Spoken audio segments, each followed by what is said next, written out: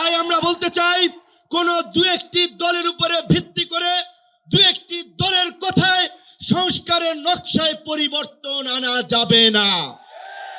আমি সংস্কার কমিশনে বলেছিলাম, দেশ স্বাধীনের পরে ডক্টর কামাল হোসেনরা বলেছিল, আমাদের নেতা শেখ মুজিব, আমরা তো তাকে দেখে সংবিধান নির্মাণ করেছিলাম, রচনা করেছিলাম তাকে এম্পাওয়ার করার জন্য।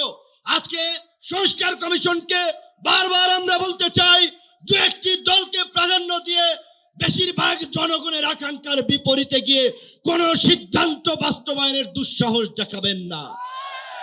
আনুপাতিক হারে নির্বাচন হলে সমস্যাটা কি? কোনো সমস্যা নাই। প্রধানমন্ত্রীর মেয়াদ 10 বছরের বেশি না থাকলে সমস্যা কি? আমরা অত্যন্ত যৌক্তিকভাবে এই কথাগুলো দফায় দফায় আলোচনায় তুলে ধরছি, কিন্তু এটা পরিষ্কার, সংবিধান এই সংস্কার জাতীয় ঐক্যমত্য কমিশন কেন জানি দু একটি দলের প্রতি পক্ষপাতমূলক আচরণ করছে। এই পিয়ার পদ্ধতি তাদের এজেন্ডাই বাদ দিয়ে তারা ঘুরাই দিল। পিয়ার থেকে উচ্চকক্ষ নিম্নকক্ষ চলে গেল। উচ্চকক্ষ নিম্নকক্ষ হবে নাকি সমগ্র নির্বাচন পিয়ারের ভিত্তিতে হবে, সেটি রাজনৈতিকভাবে আগে ঐক্যমত্যে পৌঁছাতে হবে।